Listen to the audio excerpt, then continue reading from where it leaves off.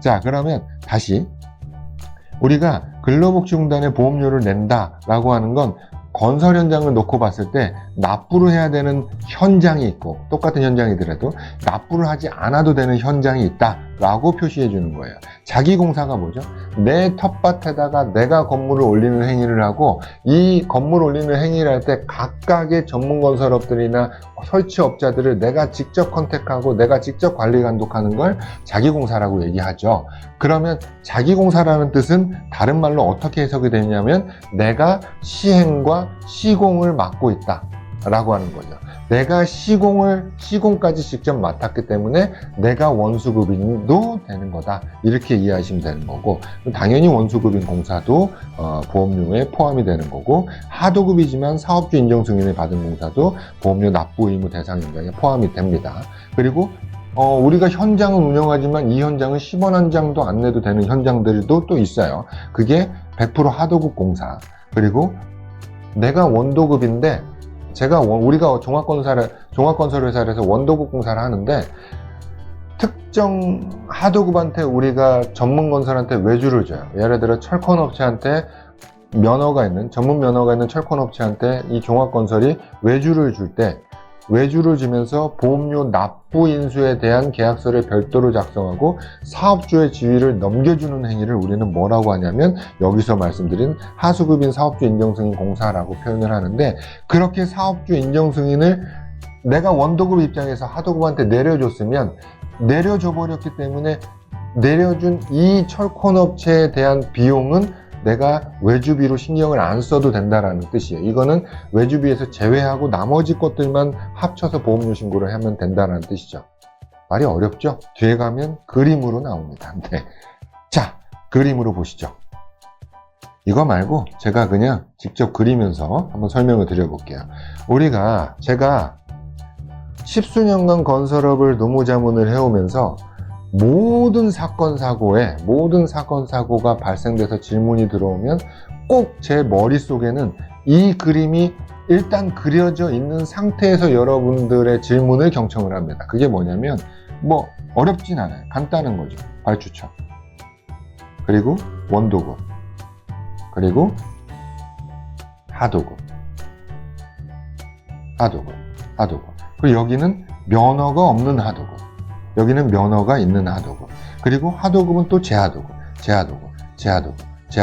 또 제재하도급, 이렇게 공사는 도급으로 이루어져 있죠. 그래서 여러분들이 질문을 주시면, 나한테 질문 주시는 업체가 어디 위치에 있구나, 여기 있구나라는 걸 먼저 파악하는 데서 모든 사건의 실마리가 있는 거거든요. 그래서 일단은 고용산재도 마찬가지예요. 이 그림부터 그리고 시작을 하는데, 이 그림을 그린 이유는 뭐냐면, 하나의 A라는 건설공사가 있어요. 현장이죠. A라는 현장이 있는데, 여기서 이 A라는 현장을 일단 가장 기본적으로 여러분들이 생각해야 되는 게, 지금 여기에 대해서 한번 말씀을 풀어드리고 있는 거예요.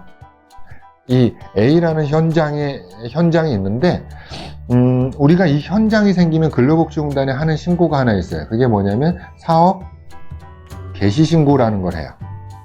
그리고 사업 개시 관리번호라는 걸 부여받죠. 사업 개시 신고를 함과 동시에 이걸 누가 하죠? 이 사업 개시 신고를 원도급이 하게 돼 있어요. 그러면 사업을 개시했다라는 거예요, 원도급이. 그러면 적어도 이 신고를 하고 난 뒤로는 이렇게 하나의 현장에 모여있는 모든 무리가 하나의 사업체가 된다, 이렇게 생각하시면 돼요. 하나의 사업체가. 자, 그러면 잠시만요. 이렇게 바꿔야 되겠다. 다시 해주죠. 원도급, 면허 있고, 면허 없고, 그리고 다시 제하도급, 다시 제재하도급, 이렇게 내려간다 칩시다.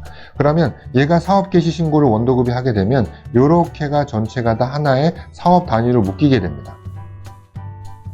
자, 그러면 이거를 사업 단위라고 표현을 하지만 저는 쉽게 하나의 회사다 라고 표현을 한번 해볼게요. 그러면 이게 하나의 회사예요. 물론 원도급 종합건설 따로 있고 현대건설 따로 있고 무슨 전문건설 다 별도의 사업장들이 모인 현장이지만 그 현장 안에서만큼은 하나의 회사다 라고 생각을 해보자고요. 그러면 회사에는 아까 말씀드렸듯이 구성원이 대표적으로 누구와 누구로 나눠지죠? 사용자와 근로자로 나눠지죠.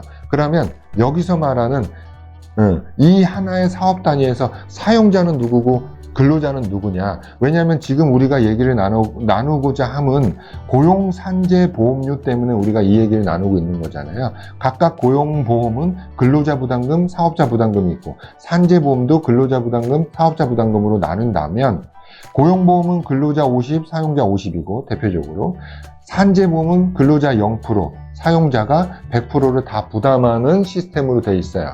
그러면 이 시스템에 적합한 보험료를 산정하려면 누가 사업주고 누가 근로자야를 이 현장에서 알아야 된다는 거죠.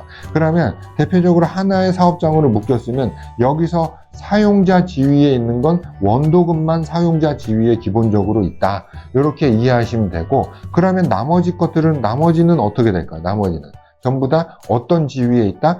이분들은 근로자 지위에 있다 라고 이해하시면 여러분들 가장 쉽게 건설 현장의 고용산재 보험료를 이해하실 수 있는 첫걸음인 거예요. 자, 그러면 이 밑에는 근로자고 여기는 원도급은 사용자예요. 우리 회사를 생각해 보자고요. 우리 회사에서 보험료는 근로자가 재벌 2세야. 예를 들어 어떤 회사가 어떤 카페가 있는데 카페에 알바가 왔어. 직원으로 어떤 카페에 어떤 직원이 들어왔어. 근데 직원이 들어와서 그럽니다. 사장님, 제가 서민 체험 좀 하느라고 오늘 카페에 이렇게 취직은 했는데 저 좀 일하다가 저도 조금 하나 크게 낼 거라서 좀 요즘 배우러 왔어요. 그러니까 내 거 보험료 신경 쓰지 마. 내 보험료는 내가 알아서 할게, 사장님. 이게 말이 되나요? 우리 회사에 어떤 근로자가 들어왔는데 그 근로자가 제가 우리 집이 좀 살아서 이런 회사 몇 개 정도는 그러니까 제 거 보험료 신경 쓰지 마세요. 제가 알아서 낼게요. 이게 말이 되냐고. 안 되는 거잖아요. 보험료는 반드시 누구만 낼 수 있죠? 사용자만 정리해서 회사에서만 낼 수 있는 거예요. 고용산재보험료는. 그래서 기본적으로 원도급이 내는 게 기본적인 개념입니다. 그래서 하도급사들은 어떤 지위에 있다고 했죠? 각각 근로자 지위에 있기 때문에 예를 들어 어떤 전문건설업체가 100% 이 하도급 현장에만 투입돼서 일을 한다고 하면 아무리 근로자가 많고 매출이 커도 보험료가 빵원일 수밖에 없는 거죠. 근로자 지위로만 현장에 투입되는 거니까. 그렇게 이해를 해주시면 되는데, 여기서 제가 여러분들께 설명드리고자 하는 건 어떤 부분이냐면, 그래서 한 현장의 보험료는 무조건 원도급이 책임을 진다라고 하는 건데, 이 원도급 주의는 보통은 제가 이렇게 그림을 그리면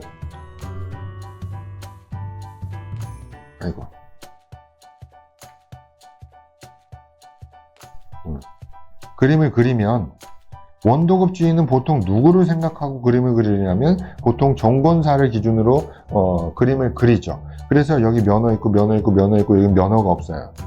이런 그림인데, 그러면 아무리 종건사가 하도급을 적법하게 준다 하더라도 면허 없는 업체한테 하도급을 주는 행위는, 지금 3,000%로 빠지는 게 아니고 설명 때문에 그래요. 면허가 없는 업체한테 아무리 종합건설을 하더라도 하도급을 주는 행위는 엄연히 건설산업기본법의 불법행위로 우리가 얘기하고 있어요. 불법행위입니다. 그러면 이 그림에서 적법한 행정의 범위는 어디까지냐면 여기까지가 적법한 행정 범위겠죠. 이렇게가. 요거는 이제 불법적인 행정 범위가 되겠죠. 요거를 일단 이해하시고, 그러면 이 그림으로 미루어 봤을 때 어떤 것까지 여러분들이 이해하실 수 있어야 되냐면, 하도급을 줄 수 있는 면허는 어떤 종류가 있냐면, 정확하게 종합건설 면허를 가진 자만 건설공사에서 하도급을 줄 수 있구나, 이렇게 이해하셔야 되는 거고요. 이해하셔야 되는 거고, 다른 케이스에서 이 밑에도 불법이라고 제가 얘기를 했죠. 이 면허가 있는데, 그러면 전문건설공사는 다시 하도급을 주는 행위가 적법일까요? 불법일까요? 여기가 면허가 있건 없건 간에. 불법입니다. 우리나라 건산법을 그냥 한 줄로 요약해드리면 이 도급 문제에 관해서 뭐라고 설명하고 있냐면 우리나라의 모든